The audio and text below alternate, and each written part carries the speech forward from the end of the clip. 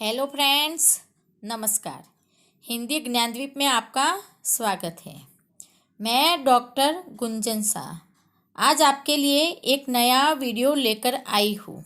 अव्ययी भाव एवं कर्मधारय समास का जो 9th एवं 10th के लिए तो उपयोगी है ही, साथ ही अन्य प्रतियोगिता परीक्षा के लिए भी उपयोगी होगा।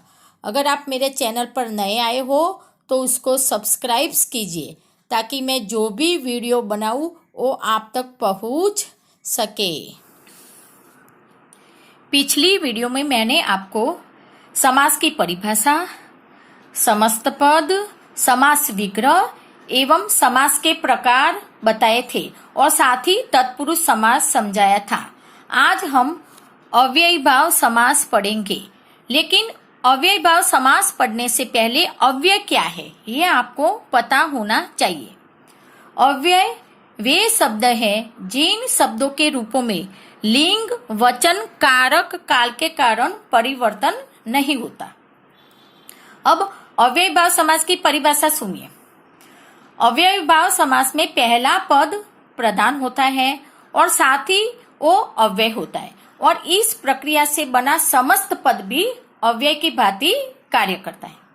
अब समस्त पद तो आपको पता ही होगा, उसमें दो पद होते हैं, एक पूर्व पद और दूसरा उत्तर पद। यहाँ पे मैंने आपको 4 पॉइंट लिख दिए हैं ताकि आपको ये अव्ययी भाव समास पहचानने में आसानी हो। देखिए पहला पॉइंट, इसमें पहला पद प्रधान होता है, इसमें पूर्व पद अव्यय होता है, इसमें पूर्व पद उपसर्ग होता है, अव्यय भी होता है या तो उपसर्ग भी हो सकता है। इसमें एक शब्द की पुनरावृत्ति होती है। पुनरावृत्ति का मतलब होता है बार बार रिपीट होना। देखिए यहाँ पे एग्जाम्पल है, रातों रात, धीरे धीरे, और बीच में मैंने यहाँ पे योजक चिन्ह रखा है। ये आपको ध्यान में रखना है कि बीच में योजक चिन्ह आएगा। अब इसकी ट्रिक है, आप ट्रिक देख लो। इसमें जो पूर्व पद होते हैं बस यही आएंगे जो मैंने यहाँ पे लिख दिए हैं। प्रति, आ, भर, यथा, अन, नीर, बे, ये आते हैं। अब इसके अंदर कुछ शब्द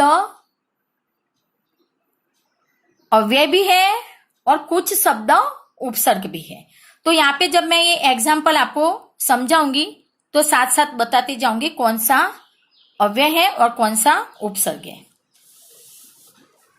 देखिए मैंने यहाँ पे समस्त पद लिखे हैं और यहाँ पे समास विग्रह लिखे हैं। यथा समय, इसका विग्रह होगा समय के अनुसार। अब ये जो यथा है वो यहाँ पे अव्यय है। प्रतिवर्ष, प्रत्येक वर्ष, ये प्रतिवर्ष, ये पूरा पद अव्यय है, लेकिन इसमें प्रति जो है वो आप उपसर्ग भी ले सकते हो और अव्यय भी ले सकते हो, ये दोनों है। अनजाने, बिना जाने, इसमें जो अन है वो उपसर्ग है। आ जन्म, जन्म से लेकर, इसमें आ है वो उपसर्ग है। भरसक, पूरी शक्ति से, इसमें जो भर है उपसर्ग में भी आता है और अव्यय में भी आता है। बेफायदा, फायदे के बिना, इसमें बे है, ये अव्यय भी है और उपसर्ग भी है। हाथों हाथ, ये पुनरावृत्ति वाला शब्द है, इसका विग्रह होगा हाथ ही हाथ में। तो आपको मैंने पहले ही बता दिया है कि जिन शब्दों के पहले पूर्व पद अगर अव्यय है या उपसर्ग होता है तो उसको आपको अव्ययी भाव समास में ले जाना है। यहाँ पे ये सारे शब्द मैंने यहाँ पे दे दिए थे। प्रति, आ, भर, यथा, अन, नीर, बे। तो आपको अब पहचानने में तकलीफ नहीं होगी। कुछ और एग्जाम्पल भी मैं यहाँ बता देती हूँ। यथा शक्ति, तो इसका होगा शक्ति के अनुसार। प्रतिदिन, तो इसका होगा दिन भर। आ मरण, मरण तक। भर पेट, पेट भरकर। जैसे ये हाथों हाथ लिखा है वैसे बातों बात, तो आप लोगे बात ही बात में। तो आपको अब ये अव्ययी भाव समास समझने में कठिनाई नहीं होगी। तीसरा भेद हम देखेंगे। कर्मधारय समास का। इसमें पहला पद विशेषण तथा दूसरा पद विशेष्य होता है, अथवा एक पद उपमान हो और दूसरा पद उपमेय होता है। अब मैंने आपको पहले अलंकार पढ़ाए थे, तो वहां पे मैंने विशेषण विशेष्य क्या है ये भी आपको समझाया था, तभी मैं यहाँ दोबारा समझाती हूँ। विशेषण किसको कहते हैं सुनिए। संज्ञा या सर्वनाम की विशेषता बताने वाले शब्द को हम विशेषण कहते हैं। और विशेष्य किसे कहते हैं? विशेषण जिस शब्द की विशेषता बताता है उसको हम विशेष्य कहते हैं। अब यहाँ पे उपमान और उपमेय ये भी मैं आपको बताती हूँ। उपमेय वह प्रसिद्ध वस्तु या व्यक्ति जिसकी तुलना की जाती है उसको हम उपमेय बोलते हैं।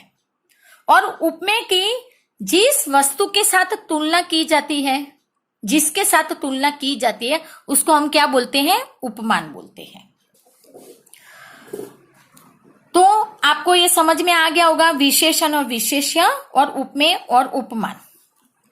उपमेय की जिसके साथ तुलना की जाती है उसको उपमान बोलते हैं, और जिसकी तुलना की जाती है उसको उपमेय बोलते हैं। समझ में आ गया ने? अब देखिए मैंने यहाँ पे कुछ एग्जाम्पल नीचे लिखे हैं। इस साइड वाले जो सारे एग्जाम्पल हैं वो विशेषण और विशेष्य के, और इस तरफ के जो सारे एग्जाम्पल हैं वो उपमेय और उपमान के हैं। अब हम ये जो परिभाषा है उसको एग्जाम्पलों के माध्यम से और अच्छे से समझेंगे। कृष्ण सर्प ये समस्त पद है। इसका अगर हम विग्रह करते हैं तो कृष्ण है जो सर्प।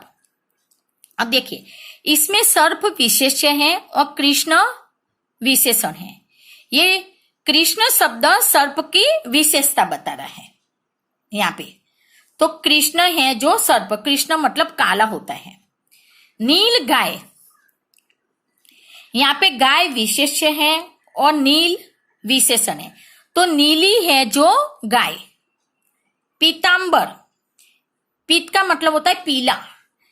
पीत है जो अंबर, अंबर वस्त्र को बोलते हैं। यहाँ पे अंबर विशेष्य है और विशेषण पीत है मतलब पीला है।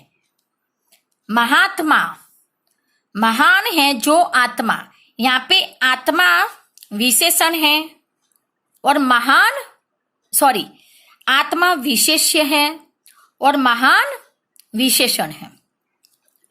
परमानंद, परम है जो आनंद, यहाँ पे आनंद विशेष्य है और परम विशेषण है। मतलब परम शब्द आनंद की विशेषता बताता है। तो यहाँ पे ये जो 5 एग्जाम्पल यहाँ मैंने जो दिए थे वो विशेषण और विशेष्य के थे। अब हम यहाँ पे इस वाले साइड में हम उपमान और उपमेय के एग्जाम्पल देखेंगे।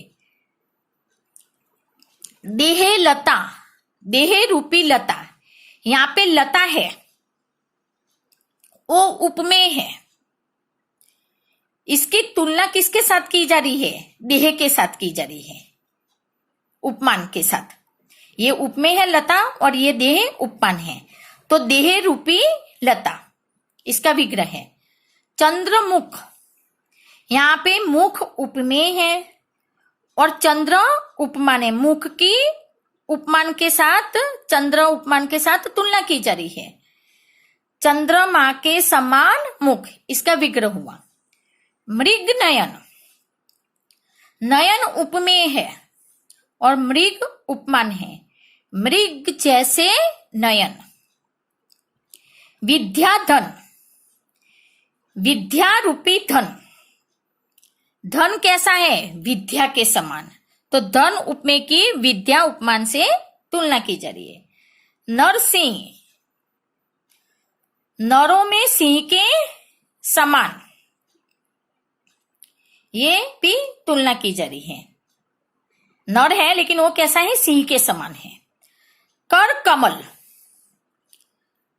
कमल के समान कर, कमल के समान कर, कर हाथ को बोलते हैं। हाथ कैसे है? कमल के समान है। अब मैं आपको एक बात और बताना चाहती हूँ यहाँ पे। जब कर्मधारय समास होगा तो जरूरी नहीं है कि पहले उपमान होए, पहले उपमेय भी हो सकता है। देखिए जैसे ये पहला एग्जाम्पल ले लो, दूसरा एग्जाम्पल ले लो, देह लता। इसमें ये देह क्या था? उपमान था, और लता क्या था? उपमेय। चंद्र क्या था? उपमान था। मुख क्या है? उपमेय। लेकिन ये अंतिम वाला एग्जाम्पल देखिए, कर कमल।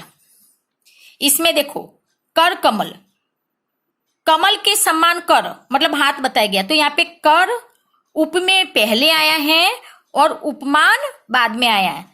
और मैं एक बात और भी बता रही हूं कि कर्मधारय समास में जब हम विग्रह करते हैं तो आपको 3 बातें ध्यान में रखनी है